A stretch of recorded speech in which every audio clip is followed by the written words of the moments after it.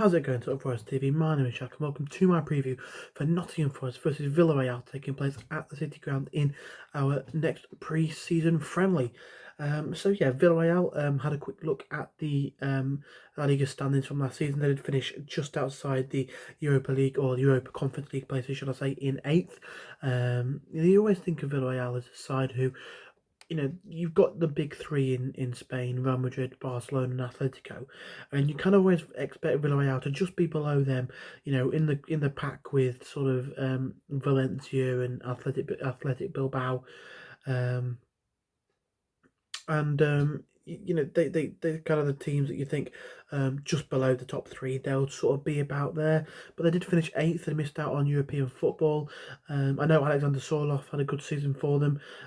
Somebody who failed really in the Premier League under, I think was it Roy Hodgson at Crystal Palace who brought him in. Never really did what you kind of expected him to do when he came in.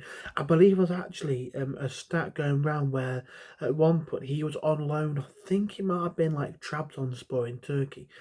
He was on loan out in Turkey and he had scored more goals by himself than the whole of the Crystal Palace squad put together, which is quite funny at some point in the season. But yeah, they were a decent side, Villarreal. Got some decent players. They had Ben Brereton on their books at one point.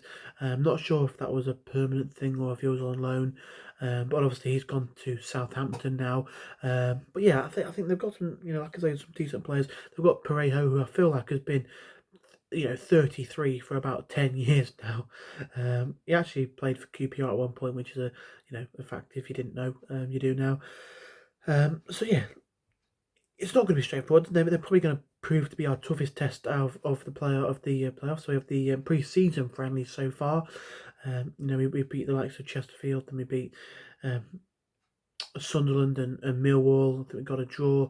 No, I think we might have drew against Sunderland. I can't remember the way. We definitely beat Millwall.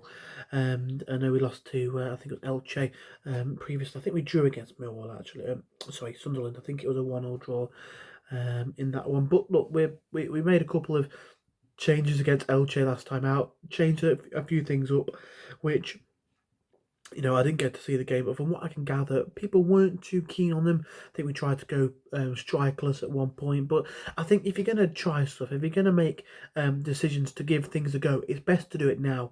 You look at, I don't want to criticise, but you look at England in the Euros, trying Bellingham as a midfielder. They tried it like on and off in the friendlies and the qualifiers, but like to try something they're not 100% sure on is a risk, and it was one that Gareth Southgate thought he needed to take, and it didn't work, and he realised it didn't work, and moved it on. So you want to try and have a full idea of whether things are going to work or not going to work going into the season. By match day 1, so to see that he's tried something and to see that it probably didn't quite go to plan, and there's a possibility that he might look to try and not do that again, is positive. It is positive. Looking at the pre-season game so far, we've got some players who have caught the eye. Hudson-Odoi looking to hit the ground running, follow off where he left off from last season. I'm really looking forward to Callum Hudson-Odoi this season. I've got a really positive feeling about him. I think he's going to do something really, really good. Came in and it was a bit stop-start at the start of things. Scored a good goal near the start of his time at the club against Burnley. I know he scored against Bournemouth.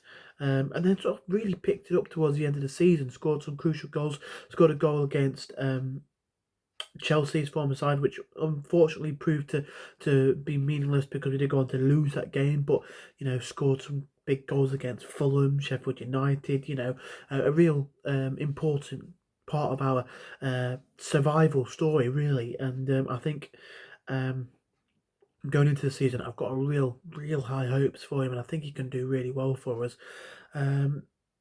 Chris Wood scored a top, what would the word be, rounded off a lovely team move against Millwall, where the ball was headed back to him, and he finished it well. And I actually saw a video where someone said that they did a video of like everyone that naming one player that every Premier League club should sell, and they said that Forest should sell Chris Wood. It was one of these like quick fire ones, and they said bidding back off the Burnley. I mean, really?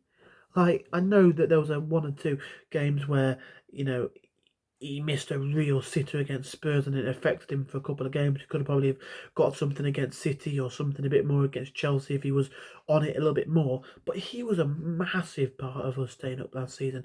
You know, without his goals, we would have been in huge, huge trouble given the fact that Awoniyi was out for a large portion of the season. So, yeah, look, I'm really confident this season that we can kick on. I really feel we can, kick on. We need to kick on. We really need to kick on desperately. But I just got a good feeling we can do it. I'm looking at the recruitment we're bringing in. We've just announced Jota Silva. Anderson's come in. Moreira's come in. We're looking at bringing in Wesley, and I think it's like Ramon Silva. Um, we brought in Milinkovic and Carlos Miguel.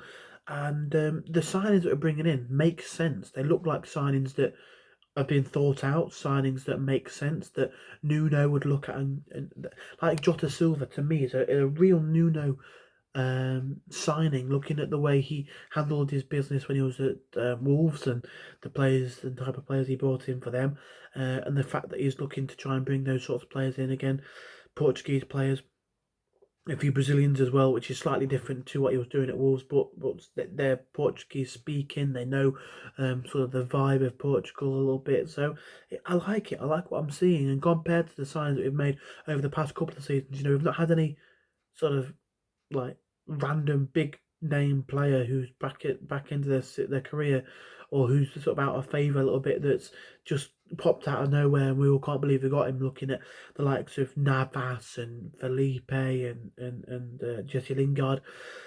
So none of that yet, and it's looking good, and I'm really happy with what we're doing. We're not signing players that you look at and go, well, did we really need him?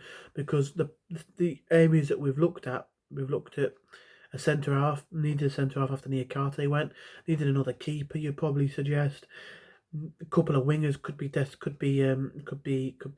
be helpful for us with squad depth. Bringing in a central midfielder to offer something a little bit more in the midfield who can also back up to Gibbs White is important. So look, it makes sense, and I'm feeling good for this season. Going into this game then, like I say, I don't know too much about Villarreal. I know they finished just outside the European places. It'll be a tough test for us. It will be the hardest one so far for us. But I think we could maybe challenge them a little bit. We're back in front of the fans at the City ground, and on the back of our Spain or Spanish pre-season tour. Why not? Why not? Let's be confident. Let's be confident. I could see us winning by a goal. I remember there was a couple of seasons ago. We're still in the Championship. It might have been the season under Sabri. And I remember a La Liga side came to us, and I'm pretty sure we beat them or we got a draw against them. So I can imagine that happening again. I'm not going to go into my start 11 or go into my sort of predictions too tough, because it's a pre-season friendly, and I'm not too sure sort of the level that we're at, whether we want to go full pelt at this or we want to try and ease a few players in a bit more.